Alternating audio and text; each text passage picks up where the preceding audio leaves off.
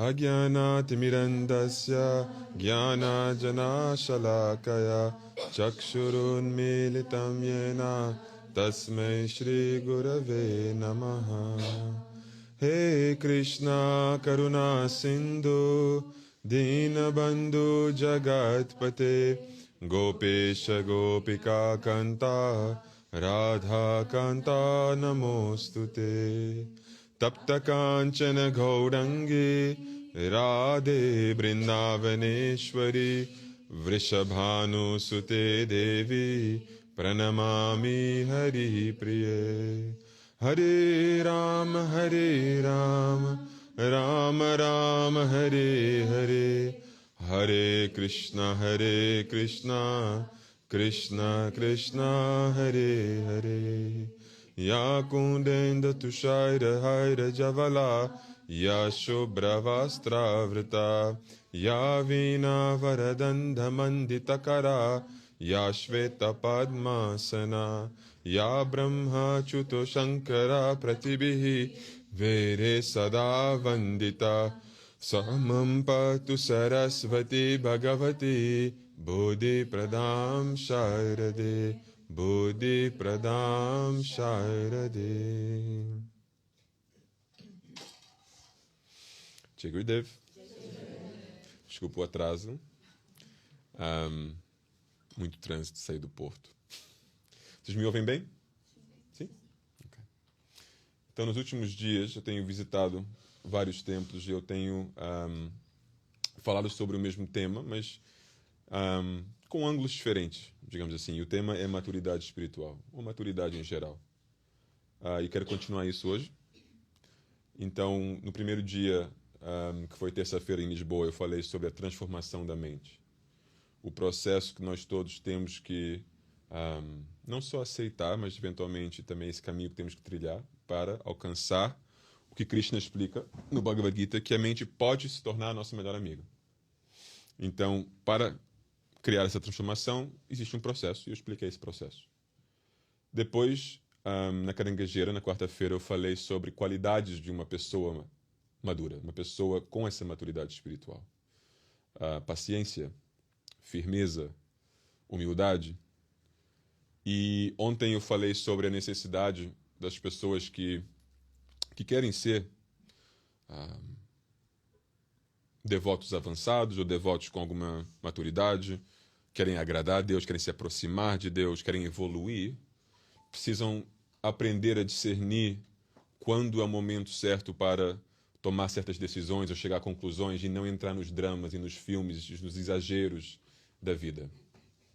Porque a tentação é muito grande, muito alta para mergulhar nesses filmes, mas temos que ser mais sábios do que isso. E o tema foi principalmente dá tempo às coisas. Nós somos muito rápidos para chegar a conclusões, para acreditar em histórias, para alimentar histórias, para participar em filmes que não são benéficos ou verdadeiros. E a gente, às vezes, temos que fazer é dar tempo às coisas. A nós próprios também. Às vezes não estamos prontos para lidar com uma situação, mas dando mais tempo, em vez de nos julgar, chegamos ao ponto de maturidade necessária para lidar com a situação. Então, hoje, eu quero falar sobre o discernimento de uma pessoa madura. Discernimento em que sentido?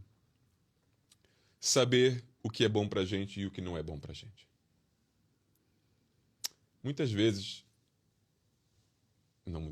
Sempre. As pessoas têm as suas próprias ideias do que eles precisam na vida, em cada momento. Nós temos a nossa lista. Pode não ser uma lista oficial, mas temos uma lista. A lista de coisas que nós queremos, e não só queremos, mas acreditamos verdadeiramente, sinceramente, que são as coisas que nós precisamos. Okay? 99% das vezes essa lista está errada. 99% das vezes. Às vezes a gente acerta, com alguma sorte. Mas, normalmente, a nossa lista das coisas que nós queremos e precisamos está errada. Por quê? Porque nós não nos conhecemos o suficiente, A. B. Não conhecemos a coisa que nós desejamos. Temos uma visão do que aquilo vai ser, mas não sabemos o que a verdadeira experiência vai ser. Não é? E obviamente, existe um casamento falso, então, entre uma pessoa que não se conhece e um objetivo, um desejo que também não conhecem. Então, esse casamento acontece, mas às vezes é mais um sonho, uma ilusão, uma construção mental do que uma realidade. Uma coisa que realmente corresponde à nossa necessidade.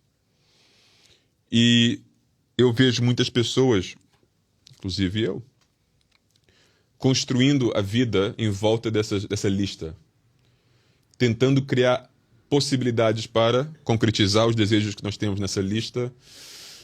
E muitas vezes, depois de concretizar 1, 2, 3, 4 elementos dessa lista, olhamos para a lista e temos uma lista que continua com o mesmo número de elementos.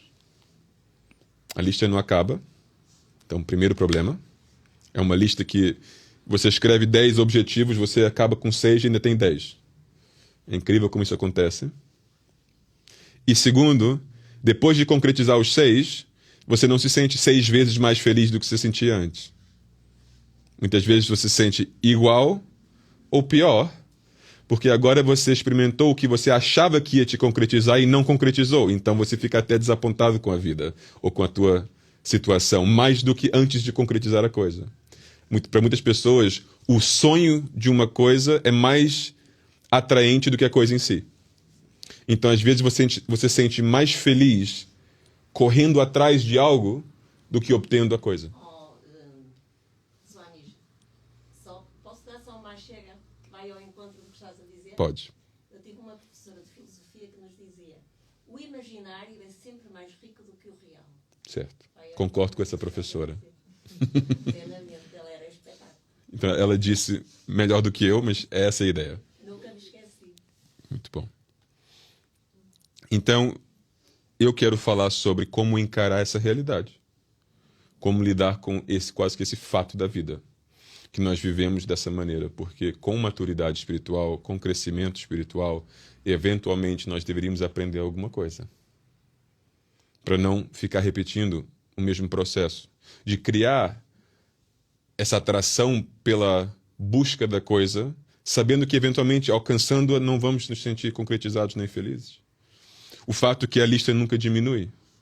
O fato que, muitas vezes, o que nós achamos que nós queremos e precisamos não corresponde com o que nós verdadeiramente precisamos. Então, tudo isso eu quero categorizar como o nosso discernimento.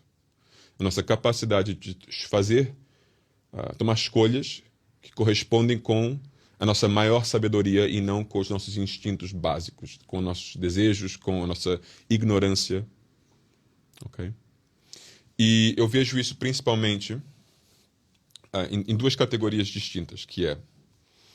Eu conheço os devotos que se categorizam como os beatos e os devotos que são os livres, que não seguem as regras e que são mais modernos, digamos assim. Okay?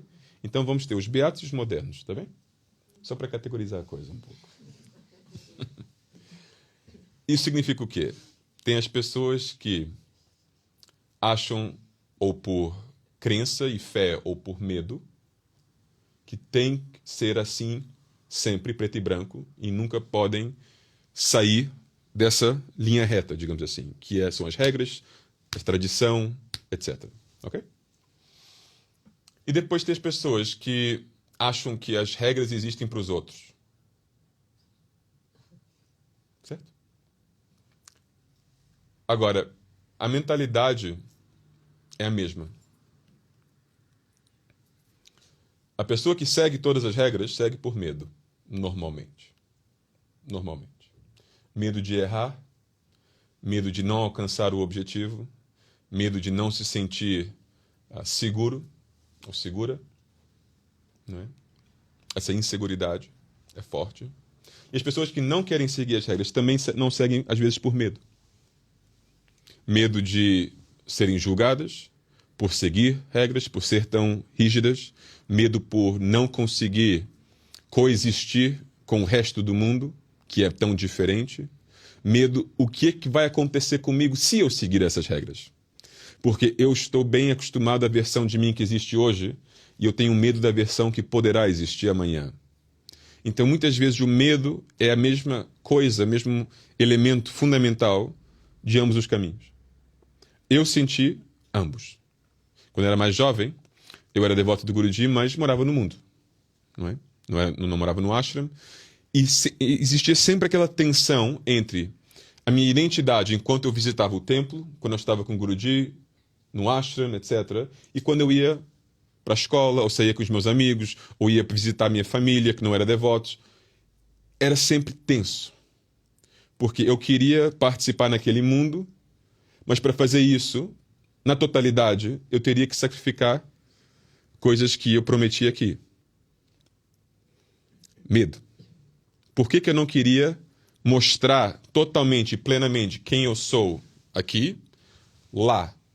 Porque eu não queria ter conflitos, eu não queria ter desconforto, eu não queria ser julgado, eu queria ser normal. Não é? Eu senti isso muito. E eu, às vezes, errei muito no meu comportamento. Do outro lado da moeda, no caminho que eu vivo agora, morando no ashram, quase 15 anos agora, muitos dias eu não fui ao templo para as orações, eu não fui fazer o meu seva, eu não fiz o meu sadhana que eu tinha que fazer, por ter medo da transformação que poderia acontecer comigo. Eu não queria me esforçar 100%, porque se eu me esforçar 100%, eu tenho medo do que isso vai ser. Eu possivelmente vou descobrir que eu sou capaz de muito mais do que eu tenho mostrado até então. E isso é problemático. Porque se eu mostrar isso, as pessoas vão saber do que eu sou capaz. E aí eu já não vou ter a desculpa da preguiça. Porque as pessoas vão saber, mas esse é capaz de fazer tudo isso, mas só faz isto diariamente, que é muito mais confortável, atenção. Então, eu queria manter a ilusão que eu só sou capaz de fazer isso. Isso é o meu máximo. Porque assim eu vivo uma vida mais confortável. Se eu mostrar que na realidade meu potencial é muito maior, agora todo mundo vai me julgar nos dias que eu não vivo esse potencial. Porque eles já sabem que eu sou capaz.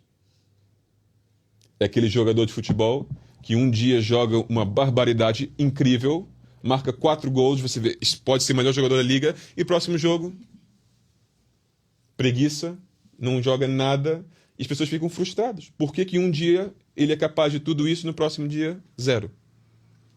Entende? Então, o meu problema, e de várias outras pessoas que eu conheço, é o medo, em ambas as direções. Não querer concretizar o nosso potencial porque temos medo de nós próprios. E temos medo de largar o conhecido, o confortável, a zona de conforto. Porque a versão que eu sou hoje, eu sou uma pessoa muito imperfeita. Mas eu aprendi a gostar dessa imperfeição. Eu fiz as minhas pazes com essa imperfeição. E eu até me amo. Então, se você me dizer, você pode continuar assim? Ótimo, aceito. Mas você me perguntar, mas como você é assim, é o projeto final? Provavelmente não. Longe disso. Mas o maior perigo que eu tenho é essa frase, é bom o suficiente. Então, meu inimigo é essa ideia. O que eu sou hoje é bom o suficiente. Por quê? Porque é um pouco acima da média. Eu sou mais bom do que mal. E isso é bom o suficiente. Aí, eu sento no templo, num dos dias que eu apareci no templo, e o Guruji estava lá e ele começa a falar. E o Guruji diz, primeira frase, o devoto é aquele que nunca pensa, eu sou bom o suficiente. E eu escuto aquilo e eu não devia ter vindo para o templo hoje. E ele começa a dar um satsang inteiro sobre esse tema. O devoto nunca acha que ele é bom o suficiente, que ele está se esforçando o suficiente, porque essa palavra, suficiente, é o inimigo do devoto. O devoto é uma pessoa que, essencialmente, fundamentalmente, quer amar Deus. Quer servir Deus, porque amor é um verbo. O amor é um verbo. Então, O devoto é aquele que quer viver esse amor ao mais alto nível possível. Sendo esse o caso, suficiente não entra no vocabulário do devoto. Porque não existe limites ao amor. Não existe limites na nossa capacidade de expressar e experienciar o amor. Então, suficiente o quê? E eu ouvindo isso, não gostando de uma única palavra, já pensando na minha mente como eu posso virar esse satsang para chegar a uma outra conclusão, já passou pela minha cabeça, este satsang não é para mim, é para os outros. Tudo isso. Então, todas as versões que eu tinha explicado antes, eu passei por todas elas. Eventualmente, eu tive que engolir a realidade, que eu estava mentindo a mim mesmo para me manter na minha zona de conforto. E a razão não era tanto a minha atração pelo conforto, mas o meu medo do desconhecido. Medo do que eu não estava pronto para encarar. Ok? Aí, eu fui para o meu quarto, estava tentando refletir, porque eu sempre tenho esse hábito de refletir, o que eu acho um bom hábito. E eu tive uma conversa com um irmão meu, que também ouviu o mesmo satsang e teve as suas dificuldades. Eu estava conversando com o Swami Tida, e ele veio falar comigo e disse, satsang duro hoje, não é? Eu disse, sim, satsang duro hoje. E ele, qual é a tua interpretação? Eu disse, eu ia te fazer a mesma pergunta. E ele me diz, sinceramente, a minha interpretação é que eu não sei se eu vou ser esse devoto que o Guruji quer. Eu não sei se eu sou capaz de realmente me tornar santo. Eu disse, pô, santo é longe, nem estou pensando em santo agora. Eu estou pensando literalmente só numa pessoa sincera. E ele olha para mim, tipo, como se tivesse dito algo ainda pior que o satsang. Ele diz, só me custa tornar uma pessoa sincera, esquece santo, isso é outro nível. E ele olha para mim e diz, queres tomar um chá? E eu diz, vamos. Porque a gente sabe que não vai ser uma conversa de 5 minutos. Então nós vamos lá, esquentando a água, chazinho. A gente conversa e muitas vezes a melhor reflexão é essa, quando temos alguém para conversar e dar outros pontos de vista e chegar a um ponto, se calhar, um pouco mais profundo. Né? E ele ficava focado, ele estava muito focado na ideia do eu quero agradar ele, eu quero agradar ele, eu quero agradar ele, porque ele sempre teve essa relação que o Guruji é como um pai para ele. Swami Tida, o pai dele morreu quando ele era muito jovem. Então o Guruji sempre teve esse papel, não é? O pai dele, de certo modo. E o Guruji aceita esse papel plenamente, porque ele trata ele como um filho.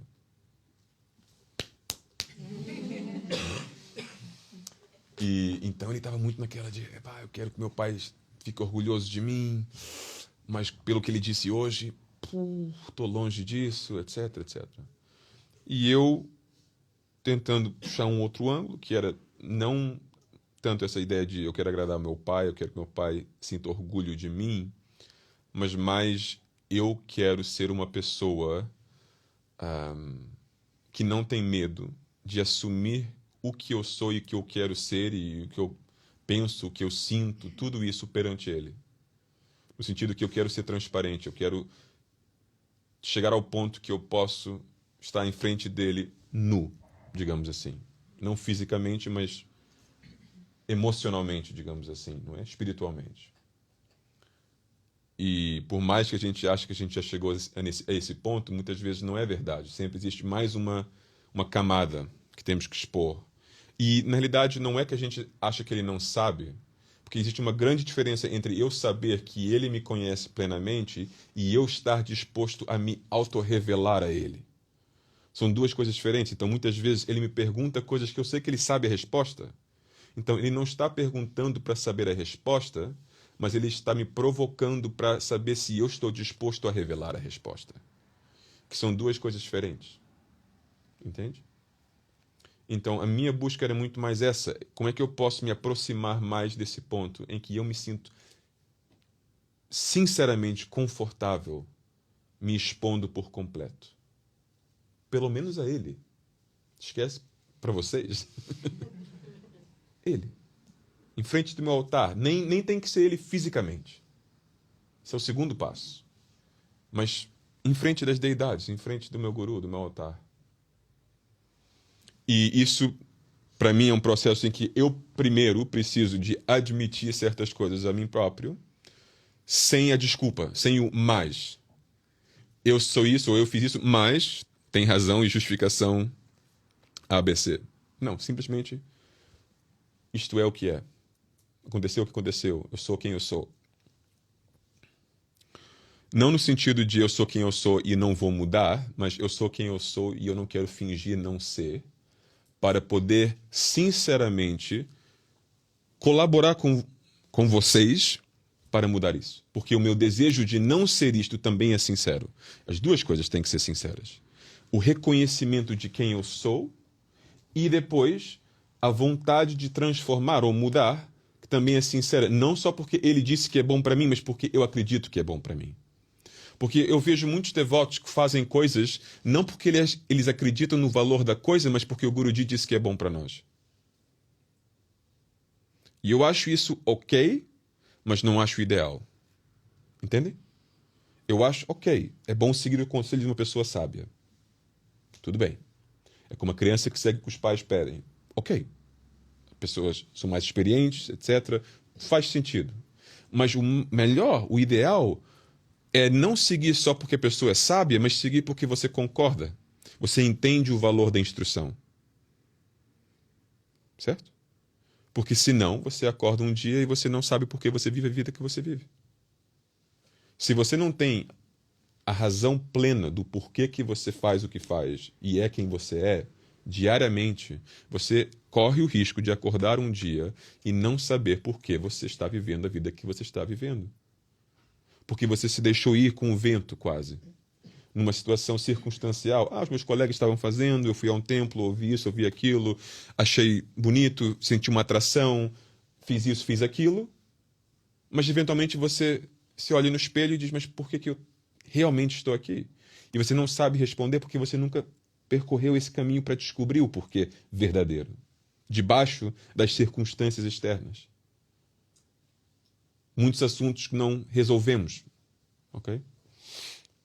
Então, maturidade espiritual é a capacidade de responder a essas questões imediatamente e sinceramente.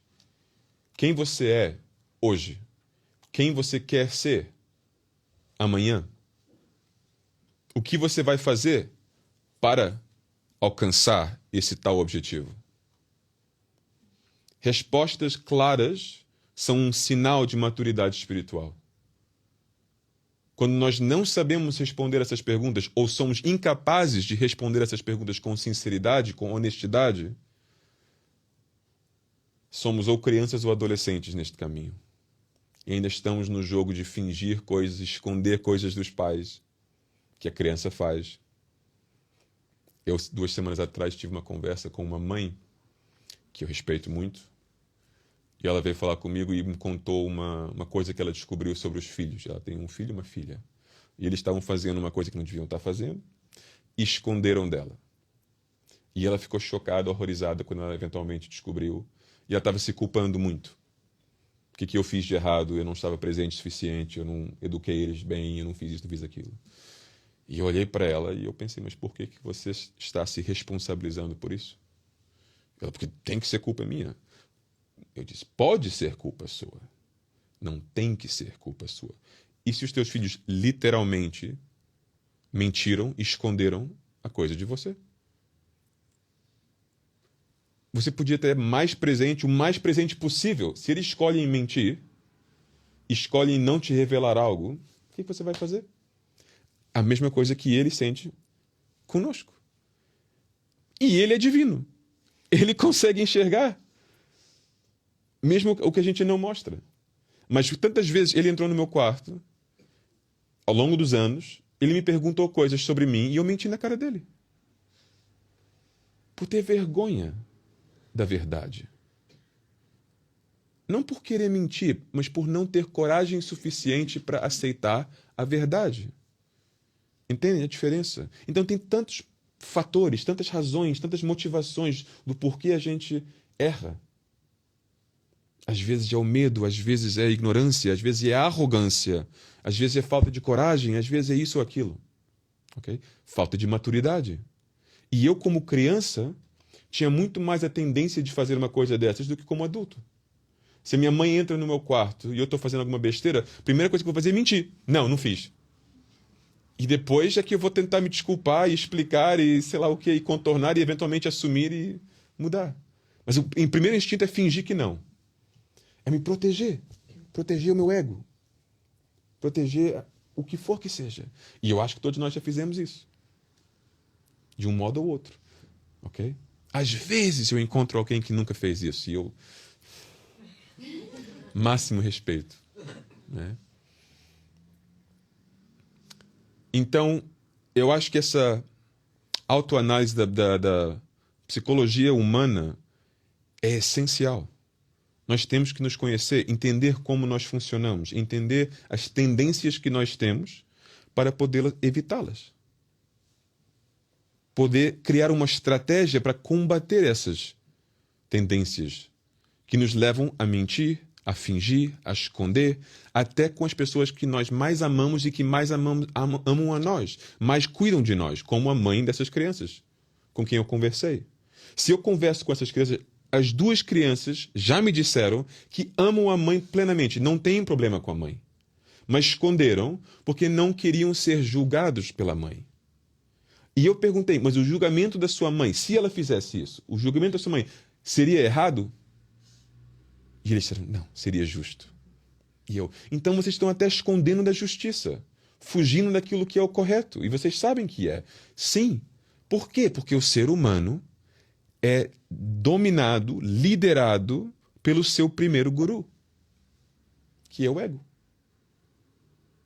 Antes de você aceitar uma mãe, ou um pai, ou um professor, ou um mestre espiritual como guru, você já tem um guru, o teu ego. E você segue todas as instruções desse guru. Você é plenamente rendido a esse guru. Você tem uma entrega plena. Porque o ego diz, e você faz. Depois você se arrepende. Ou sente culpa, ou sente o que for que seja. Mas o ego diz, você faz. Isso é a tendência humana. Quando você começa a aprender a largar isso, é quando você assume mais responsabilidade na sua vida. Eu falei isso no primeiro satsang em Lisboa. Por exemplo, pessoas egoístas, muitas vezes, começam a transformação de deixar de ser tão dominadas pelo ego quando as pessoas descobrem algo para além deles próprios que eles amam mais do que eles próprios. Por exemplo, família. Eu hoje estava falando com um pai que sacrificou tanta coisa financeiramente para os filhos, educação para os filhos, melhores condições possíveis para os filhos. E você pensa, o que você ganha com isso? Muito pouco ou nada, potencialmente. A minha mãe assumiu tantas dívidas, gastou tanto dinheiro para me pôr nas melhores escolas para eu virar monge. Eu não vou ser um grande empresário cheio de dinheiro que vai cuidar da minha mãe. Então foi um investimento para ela? Não, foi um investimento para me dar as oportunidades, para me dar as chances na vida para eu poder percorrer o melhor caminho na minha vida, que eu escolhesse. E ela me deu essa liberdade. Ela não me julgou por ter feito isso. De modo algum, ela me apoiou na realidade. Ok? Mas o ponto que eu estou dizendo é, ela pôs de lado tantas coisas que ela queria fazer com a vida dela. Os projetos, carreira, o que for que seja. E ela pôs de lado com gosto. Não com mágoa, não com raiva. Por quê? Porque ela me amava.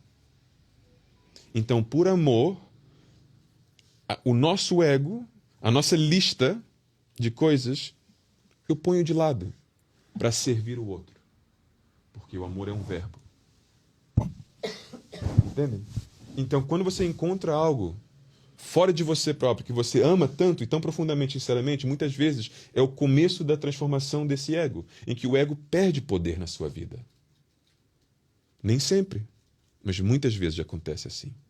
Okay? E eu expliquei que isso acontece não só em contextos de família, acontece em qualquer time, qualquer equipe, qualquer coisa maior do que você próprio. Pode ser no trabalho, pode ser nas amizades, pode ser no desporto, pode ser em qualquer coisa. Em que existe algo maior que você ama, que você acredita naquilo e você está disposto a sacrificar o seu ego da sua própria vontade. Não é forçado a sacrificar, mas você faz do coração. Porque eu acredito nisto. Eu acredito no bem do todo acima do meu. E nas melhores equipes são as equipes onde cada elemento está disposto a sacrificar o seu próprio objetivo individual para o objetivo coletivo. São as equipes que normalmente fazem o melhor trabalho. Okay? Então, nesse sentido, o ego é o nosso primeiro guru, mas não é um guru eterno. É um guru que a gente pode contrariar com a estratégia certa. A gente pode começar a ultrapassar com a estratégia certa. Nos expondo às experiências certas, a gente pode ultrapassar esse ego. Mas o ego continua vivo nessas pessoas. Não é que a minha mãe não tem ego por me amar. Então, parte da maturidade espiritual é reconhecer esse fato, ou reconhecer o seu nível constantemente. A conversa que eu tive com Sua Metida passou por um outro assunto, que foi um defeito que ele observa nele próprio e eu observei em mim próprio também, que é a subestimação de cada um de nós, quando nós achamos que nós somos melhores do que realmente somos. Entendem? Em termos espirituais, como é que isso aconteceu? Bom, ele tem algum conhecimento, faz o serviço que ele faz, as pessoas respondem muito bem ao serviço que ele faz, o ego começa a acreditar que eu sou alguém. Eu faço a mesma coisa. Chega um ponto que você acredita essa análise do ego tanto que você começa a acreditar, bom, se eu sou alguém, consequentemente, eu não preciso fazer as coisas que as pessoas que não são ninguém fazem. Certo? Se eu sou alguém, eu posso viver a minha vida de uma maneira diferente do que os outros que não são ninguém. Então, quando o Guruji fala, ele está falando para os ninguéms ou para os alguéms? E as pessoas vão dizer, para os ninguéms, claro, porque eles é que precisam de ajuda. E assim, você dá a volta a tudo que você não gosta de ouvir, porque você diz, isso não é para mim, porque eu sou alguém. E eles são ninguém. É feio? Claro que é feio. Mas isso que eu estou a explicar não é um processo mental que cada um assume diariamente. Eu sou alguém, eles são ninguém. Eu sou alguém, eles são ninguém. Fazendo mantra. Não é assim. É uma coisa muito sutil. É uma coisa que você nem se apercebe que você acredita nisso. Mas, na minha experiência, muitas pessoas se acham especiais. Mas especiais não no sentido que eu sou especial, ponto final, mas eu sou especial em comparação com os outros. O que significa que os outros não são especiais. Para eu ser especial, eles não podem ser especiais. Um dos maiores desafios que eu tive com o Guruji foi isso. Eu achar que o meu comportamento com ele, a minha relação com ele era tão especial que eu merecia mais amor dele do que outras pessoas. Que, na minha opinião, não vocês, mas pessoas específicas. Pessoas específicas que, na minha opinião, tinham tido maus comportamentos e, consequentemente, não deveriam ter tanto amor da parte dele. Um destaque de comportamento deveria ter um destaque no retorno de Deus, do divino, certo? E ele diz, não certo, errado. Porque se Deus funcionasse assim, ele não é Deus. E o amor não é incondicional. E no amor não é igual para todos. E aí temos um Deus seletivo, que gosta de alguns e não gosta de outros. E se você se porta bem, ele gosta de você. E se você não se porta bem, ele te vai abandonar. Se Deus te abandona, o que você tem? Eu estava descrevendo o comportamento humano. Nós somos assim. Você me trata bem, eu vou te tratar bem. Você me trata mal, eu vou te tratar mal. E Deus é Deus porque ele não é assim. E eu fiquei revoltado com isso. Então por que eu estou me esforçando para te tratar bem? Se mesmo não te tratando bem, você vai me amar igualmente? Estupidez. Porque esse tipo de pensamento é o pensamento de um empresário. Alguém que está medindo a qualidade do negócio. Quanto esforço eu faço, quanto investimento eu faço, qual é o retorno? E ele responde: mas se você ama, você pensa dessa forma?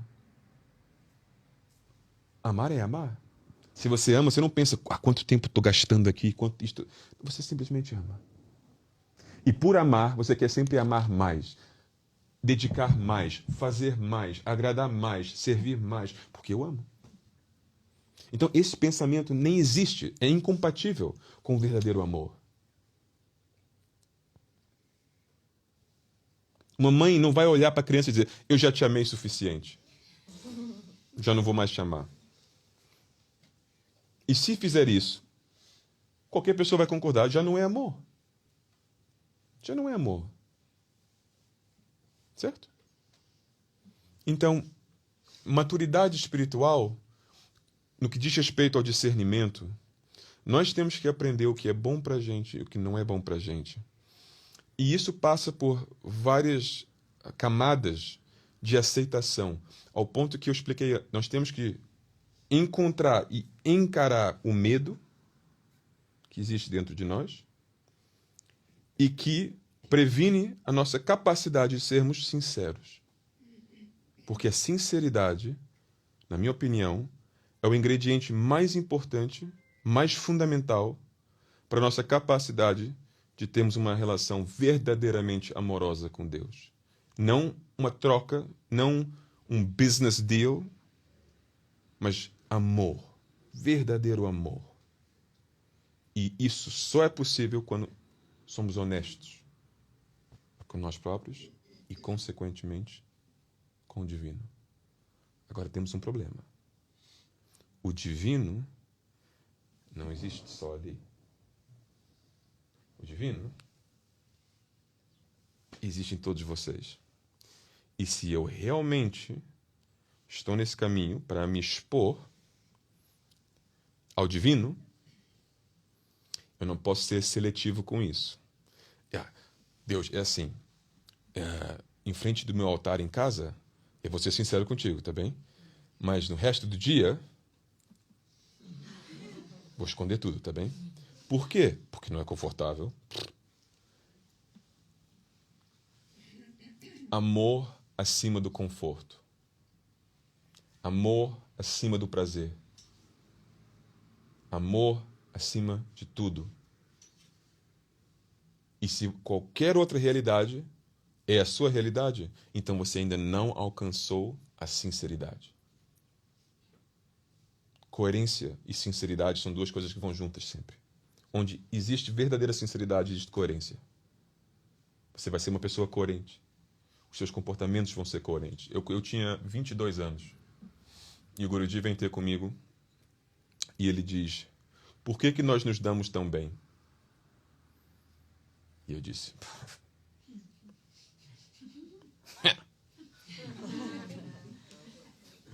na minha mente eu disse várias coisas. Porque eu sou especial, porque... Não, mas disse: Guruji, porque nós nos amamos muito. E ele: mas eu amo todo mundo muito. Por que nós nos damos bem? Eu disse com muita humildade: Guruji, eu não sei, você me diga. Não porque eu realmente pensava isso, mas porque eu não queria dizer alguma coisa que ia estragar o momento. Então eu disse: você me diga. Ele disse: porque você é autêntico comigo. Eu pensando: mais ou menos. Eu não disse, mas pensando: ok. Imediatamente, o que vem à minha cabeça? Todas as coisas que eu escondo dele. E eu pensando, mas o que eu faço? Em vez de dizer: não, Guruji, infelizmente não é verdade, aqui estão as coisas que eu escondo, eu disse: sim, é isso mesmo. É exatamente por causa disso. autêntico. E ele, eu gosto muito disso em você. E eu também. Gosto muito. Ele vai embora. E me deixa aqui só... me sentindo tão mal. Mas tão mal com aquilo. Porque ele disse algo lindo, que era mentira. Eu afirmei a mentira. E a coisa linda era sobre eu não dizer mentiras. Coisa horrível. E eu lá pensando, eu sou uma pessoa horrível. Como é que eu vou agora ser honesto sobre isso? E eu pensando, será que eu vou na casa dele, bato na porta e digo a verdade? Aí surge um medo. O que ele vai fazer comigo se eu fizer isso? E eu, putz, isso é horrível. Fui pro meu quarto.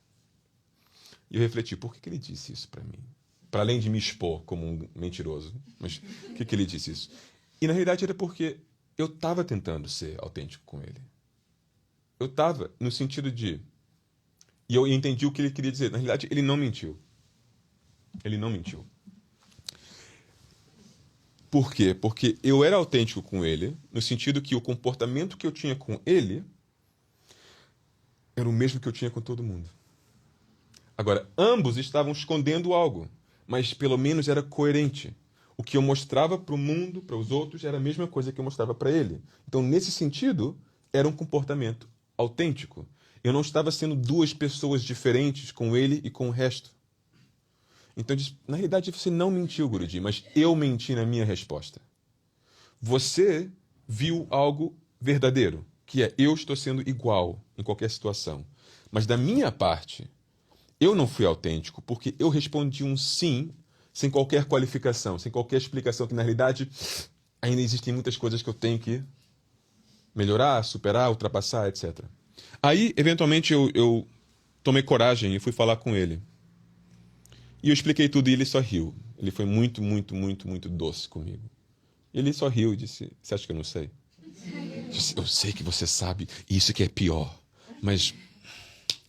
E ele, não, mas eu estava referindo a esse ponto. Que você, pelo menos, já chegou ao nível de entender, não fingir ser duas pessoas diferentes. Isso já é um bom nível. Eu disse, obrigado. Isso porque muitas pessoas, quando estão na minha frente, colocam uma máscara, fingem ser santas, achando que eu não sei o que as pessoas fazem e pensam quando não estão na minha frente. Então, o que eu aprecio em você é que a versão que você me mostra é a mesma que você mostra para os outros. Pode não ser uma boa versão, mas pelo menos é a mesma. Entende? E eu entendi e aceitei. Agora,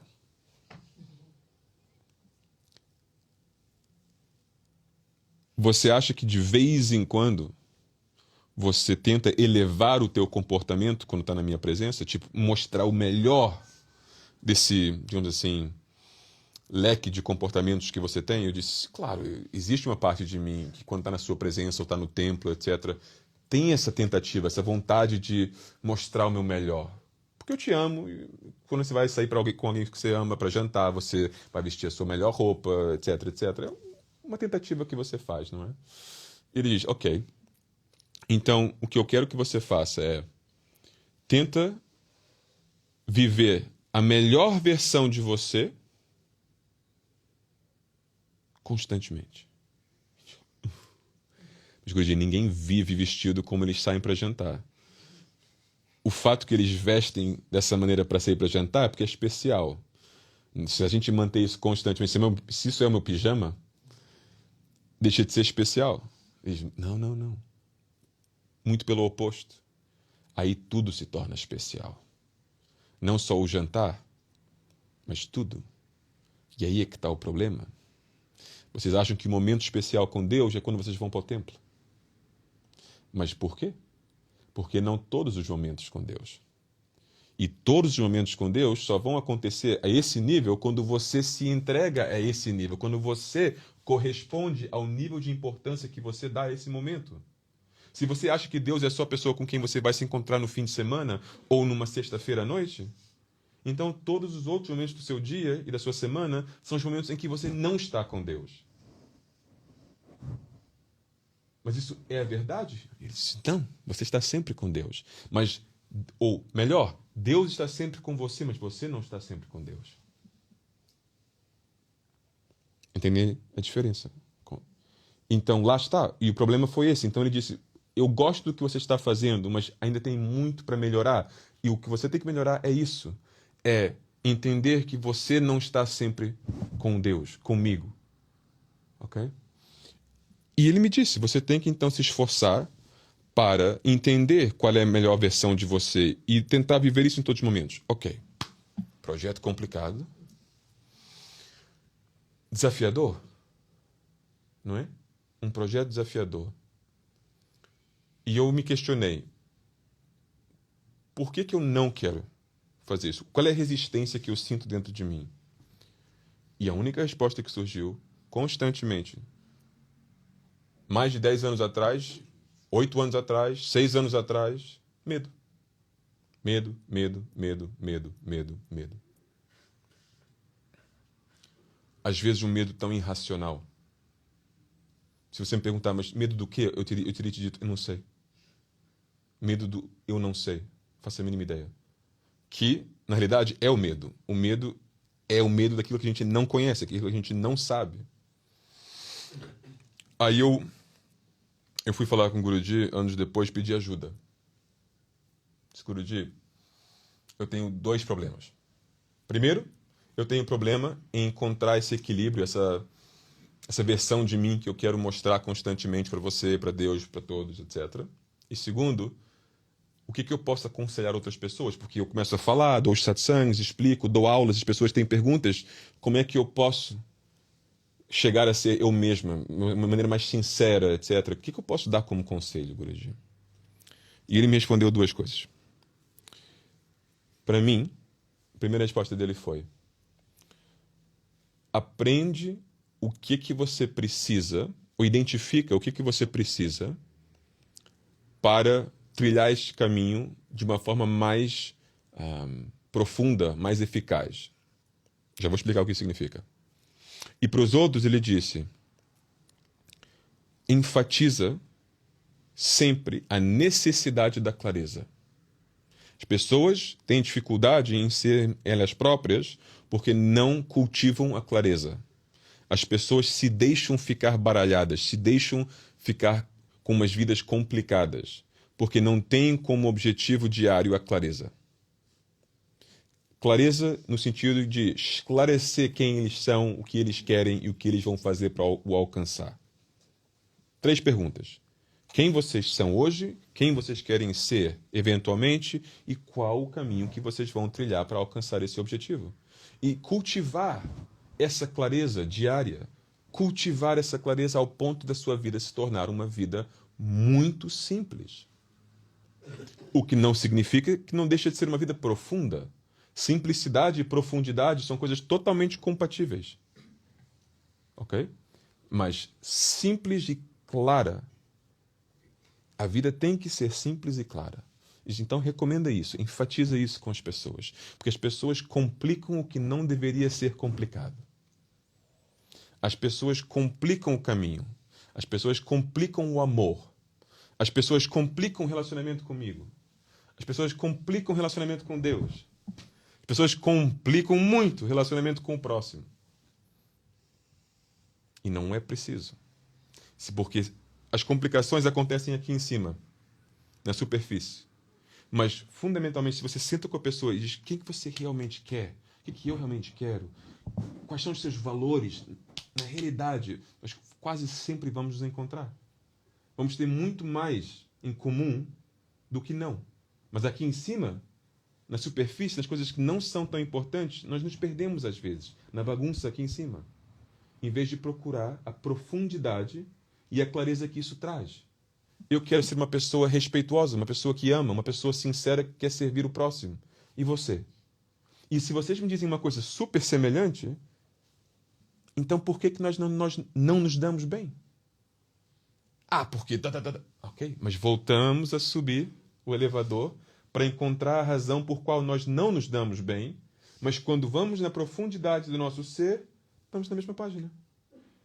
Não é? O que não significa que é uma coisa fácil, mas pelo menos temos a solução. Temos a direção de como chegar a esse ponto. Ambos os partidos têm que querer. Não é só uma pessoa que desce o elevador e a pessoa fica lá em cima. Assim não funciona. Não é? Então, vou explicar a primeira resposta. Eu tinha dito que, para mim, ele falou uma coisa. Sabe,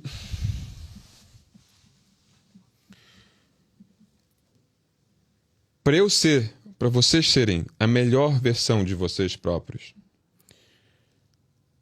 o que é mais importante, na minha opinião, refletindo no que ele me disse e com várias outras conversas, é não só a vontade, a disponibilidade, potencialmente, estou procurando a palavra certa, aceitação, pode até ser vontade, na realidade. Uma vontade, disponibilidade, aceitação para sofrer. Ok? Que é totalmente o oposto do que as pessoas querem ouvir. Totalmente. Eu ouvi um satsang do Guruji em que ele disse exatamente isso. E eu fiquei chateado e chocado, porque eu não quero sofrer zero. Não quero sofrer nada. Sofrimento é chato. Dói.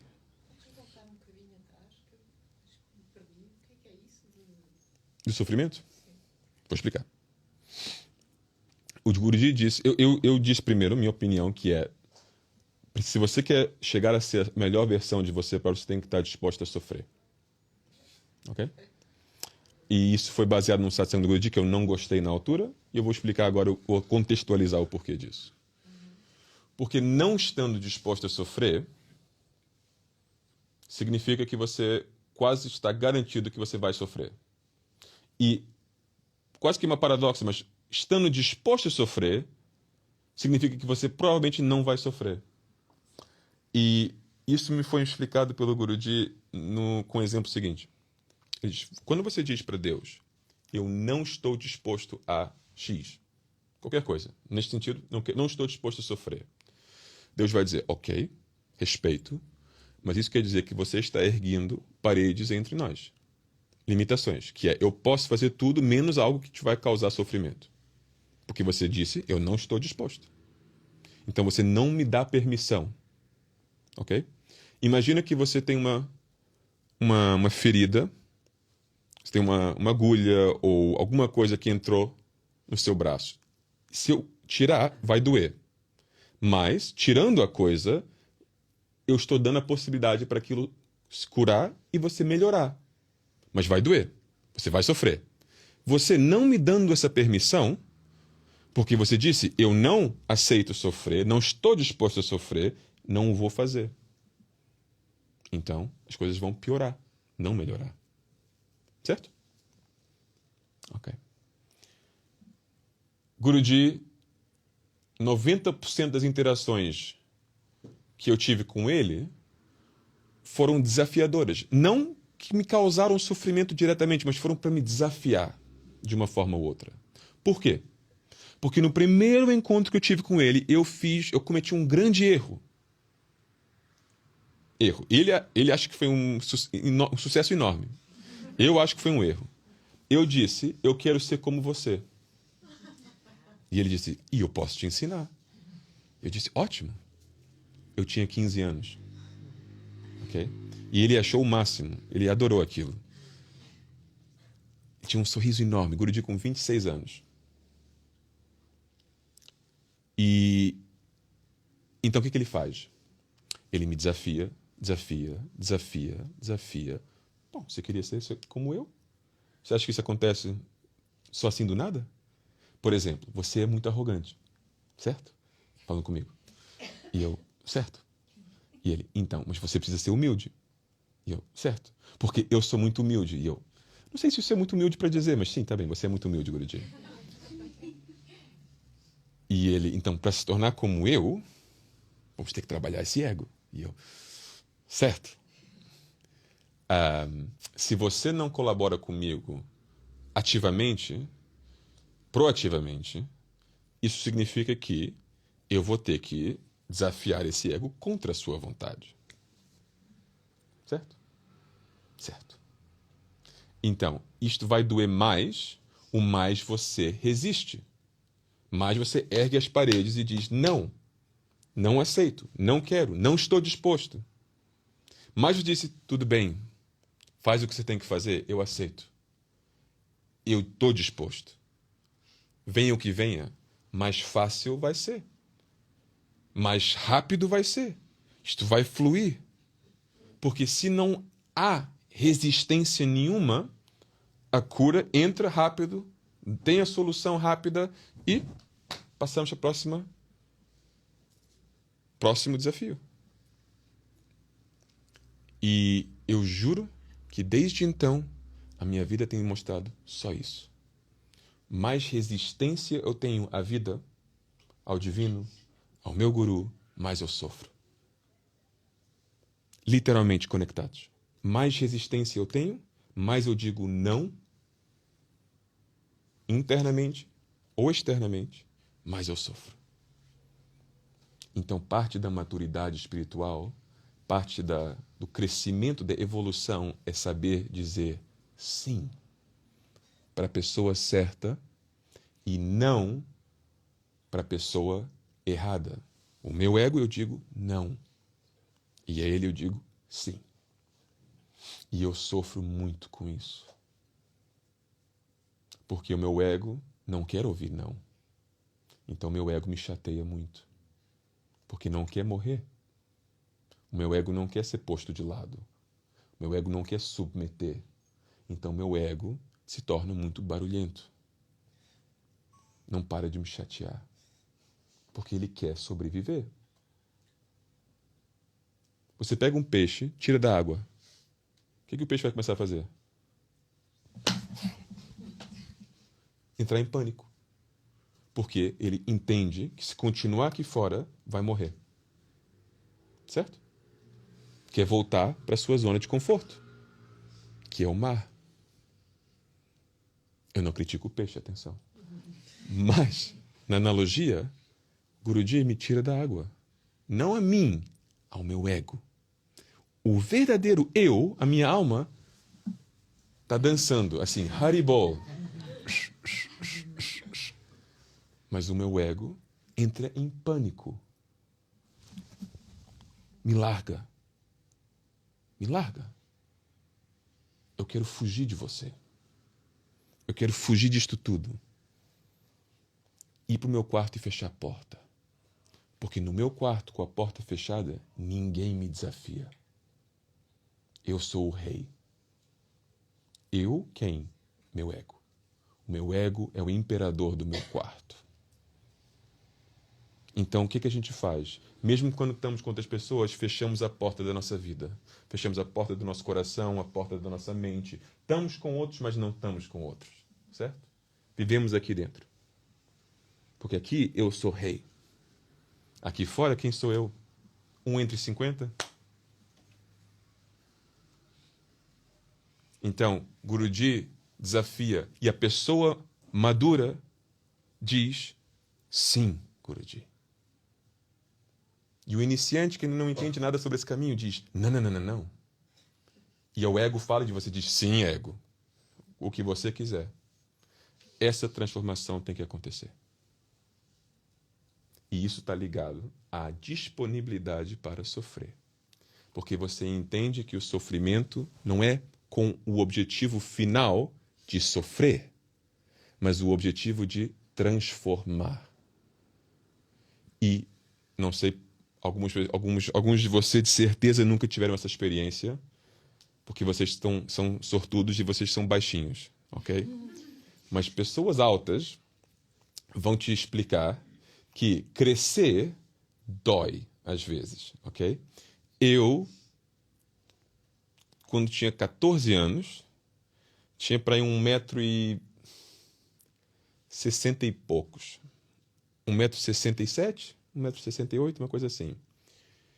Do verão para o próximo ano, quando eu tinha 14 para 15, eu cresci uns 20 e tal centímetros. Ok? Em um verão. As costas doíam, os joelhos doíam, era tudo muito desconfortável. Ok? Tem outras pessoas, mulheres, que crescem em outra direção. Ok? Elas me explicam, pois eu não faço a mínima ideia, que às vezes não é muito confortável. Ok? Quase sempre. Ou sempre, vamos dizer. Ok? Então, outras pessoas, mulheres e homens, que vão, por exemplo, para o ginásio para fazer musculação, que eu também não entendo nada disso, obviamente, me dizem que dói. A gente sofre para desenvolver os músculos, para fazer eles crescerem. Então, o crescimento quase sempre é um processo um pouco desconfortável, para não dizer doloroso. Agora, eu tenho muita experiência no oposto. A preguiça não é dolorosa. E eu não sofro, eu posso te dizer, pelo menos não a curto prazo. Mas eu pago o preço depois. Porque quando os outros que sofreram chegam aos seus objetivos e eu não cheguei e não alcancei nada, à custa da minha preguiça, aí eu tenho um outro nível de sofrimento. E eu tenho um sofrimento que eu não consigo resolver porque o tempo já passou. E eu perdi a minha chance. E isso é um preço alto a pagar por algumas horas de sono ou algum conforto ali ou aqui. Entendem? Então, eu repito, para ser a melhor versão de vocês, e é um conceito que só uma pessoa que ou é madura ou quer ser madura vai aceitar e entender. Você tem que aceitar o sofrimento hoje para alcançar o que vocês querem ser. E se você aceitar de coração aberto, na realidade vocês não vão sofrer muito. Eu te garanto. Porque as mesmas pessoas que me disseram que é tão doloroso e é tão difícil ir para o ginásio constantemente e manter isso tudo, também são as pessoas que me dizem, mas eu amo fazer isso. Eu me sinto bem fazendo isso.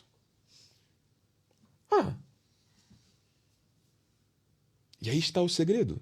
Porque quando você tem essa clareza, você tem esse objetivo, você entende o porquê você está sacrificando hoje, você entende por que eu estou sofrendo hoje, porque você ama o processo, você ama o resultado, você acaba por amar o caminho inteiro e você se sente bem. E isso é só a mentalidade de uma pessoa madura. E não tem nada a ver com a vossa idade física. Porque a maturidade não tem a ver com idade física. Ok? E muito menos maturidade espiritual. Porque quando nós começamos o caminho espiritual, tanto quanto podemos ter 10 anos, podemos ter 60, 80, não interessa. E começamos do início. Agora, as nossas experiências de vida, claramente, podem ajudar. Podemos criar essas analogias, essas comparações para entender, para, de certo modo, facilitar esse processo. Ok? Então, dando um resumo, porque mesmo hoje eu toquei em vários assuntos que eu não explorei na totalidade, porque sempre temos limitações de tempo e contexto, etc. Mas eu falei ao longo dessa semana sobre vários temas que eu acho que são extremamente necessários. O meu trabalho é inspirar, de certo modo, os outros. Às vezes também é apontar o dedo e explicar onde as coisas estão indo mal, como as coisas não estão correndo bem. É a parte do meu trabalho que eu menos gosto, porque não é muito bem recebido normalmente. Mas faz parte do meu dever, do meu trabalho. Então, ao longo dessa semana, terça, quarta, quinta e agora sexta, eu tenho falado sobre o que eu tenho visto, não em Portugal, mas em geral. E o que as pessoas precisam trabalhar, na minha opinião. A primeira dica foi: trabalhem mais em controlar e transformar as vossas mentes. Não vejo transformação suficiente nesse sentido. Muitos comportamentos muito básicos. Reclamação constante, fofocas, dramas, emoções em alto e baixo constantemente. Okay?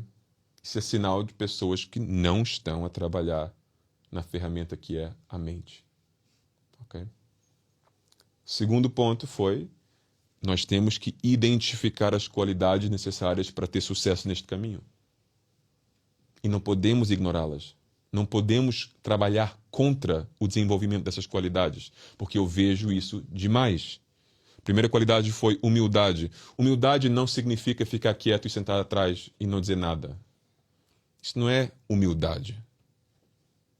O que eu estou fazendo agora pode ser visto facilmente como arrogância, tal como pode ser visto como humildade. Depende do ponto de vista. Arrogante por quê? Porque eu estou sentando aqui achando que eu sei alguma coisa, dando ordens para todo mundo. É uma interpretação. A outra interpretação é ele estar ali se expondo, sendo vulnerável, explicando tudo que ele passou na sua vida para tentar criar alguma oportunidade para outros mudarem também. Ok? Então, depende do ponto de vista. Humildade não é uma coisa tão simples, é uma coisa complexa. E depende muito da intenção da pessoa. Ok? Então, humildade é uma coisa que a gente tem que desenvolver. Segunda qualidade foi paciência. Porque nós somos muito impacientes. E o Guruji é o ser mais paciente que eu conheço na minha vida. Meu Deus, a paciência que ele tem comigo. Exato. Exato. E ele se mantém positivo, quando eu, às vezes, não me mantenho positivo. Se você me perguntar como é que você está sentindo sobre Bhakti Marga, sobre o teu caminho, sobre o que for que seja, eu vou dizer, às vezes, muito bem, às vezes... Mas o Guruji sempre acredita. Sempre acredita no potencial de todos nós.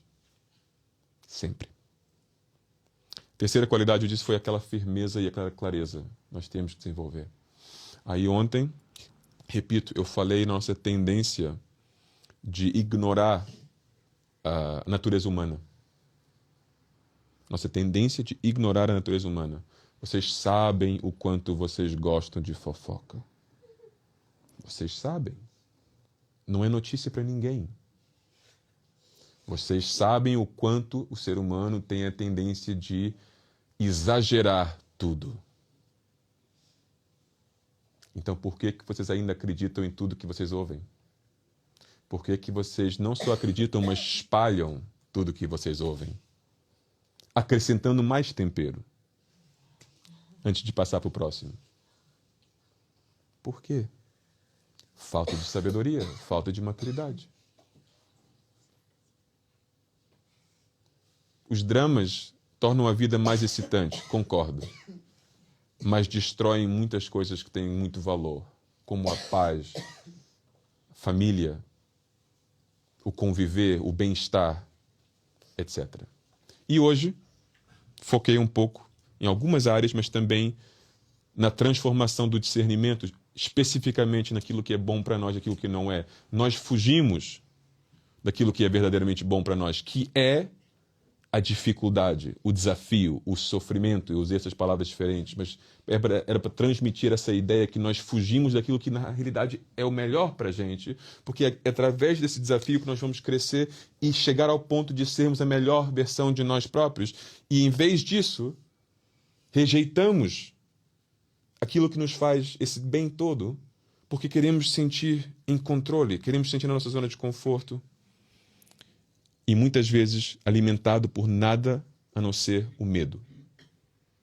E o Guruji sempre explicou que o oposto do amor não é o ódio, é o medo. Porque o amor faz e o medo esconde. O amor anda para frente, o medo recua. Então o oposto do amor é o medo. E quando você vê que tantas coisas que você deveria fazer você não faz por medo, você vê que você não está vivendo uma vida em coerência com o amor. E isso não é o que nós queremos. E para isso, eu te dei 3 questões. Quem é que eu sou? Quem é que eu quero ser? O que eu vou fazer para alcançar essa versão de mim? Façam essas perguntas a vocês próprios. Vocês têm que ter respostas imediatas. simplifiquem as vossas vidas e tentem entrar em coerência com o amor. Isso é maturidade espiritual. Não estamos aqui a brincar. Quando somos crianças e as crianças se juntam, o que a gente faz? Nós brincamos. Eu me lembro muito bem do kindergarten, que era... As crianças vão para estudar. Ninguém estudava. Nós tínhamos 4, 5, 6 anos e era só bagunça total. E eu amava ir para a escola com essa idade. Depois, com 7, 8, 9, 10, nós tínhamos que estudar. E tínhamos provas e tínhamos todo tipo de coisa. Aí já não gostava. Mãe, não quero ir. Depois, com 11, 12, 13, 14, 15, já gostei de novo. Mas não por causa dos estudos, mas por causa do namoro. Depois, 16, 17, 18, pavor total. Por quê? Agora, ainda tem um pouco de namoro, sim, mas carreira, vida, responsabilidade, ganhar dinheiro, tenho que fazer coisas com a minha vida. Minha mãe não vai cozinhar para sempre, lavar minha roupa e essas coisas todas. Pânico. Então, mesma coisa acontece com o caminho espiritual. Quando nós somos crianças, a gente vem para o templo, vamos se juntar e dançar e cantar. Kindergarten. Com 4, 5, 6 anos. Depois, temos que estudar, não é? Bhagavad Gita e sei lá o quê. Tá bem, ok. Depois a gente começa a estudar e começa a virar um pouco de uma seca. Depois a gente vê algum desenvolvimento, a gente começa a gostar de novo. Já estou namorando com Deus. Somos mais íntimos. Eu conheço um pouco, vou citar um verso do Bhagavad Gita. Eu aprendi a tocar harmônios. Sou pujari. Tá vendo aquele acento ali? É meu. Entendem? Isso é um namoro, é tipo, já aprofundei, isso é uma coisa mais séria. Depois chega 16, 17, 18. Mas agora não é só meio que sério. É sério. Você ganha responsabilidade, agora você é coordenador do templo. Agora você é coordenador de alguma coisa. Agora o Guruji vem e exige coisas de você. Tem que chegar a um outro nível, tem que virar santo, tem que parar de julgar, tem que ser coerente, tem que ser 1000 coisas que você pensa. Posso voltar para o começo, quando era só Haribol?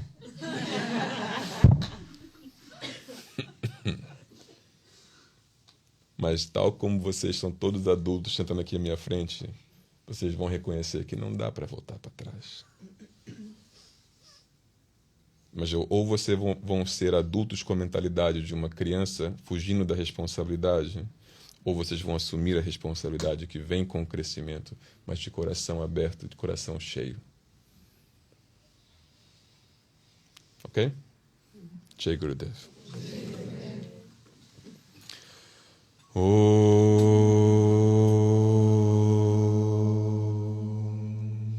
Shanti, Shanti, Shanti, Shri Gurubhyo Namaha, Hari Om, Satgurudeva Shri Swami Vishwananda Mahaprabhu Ki.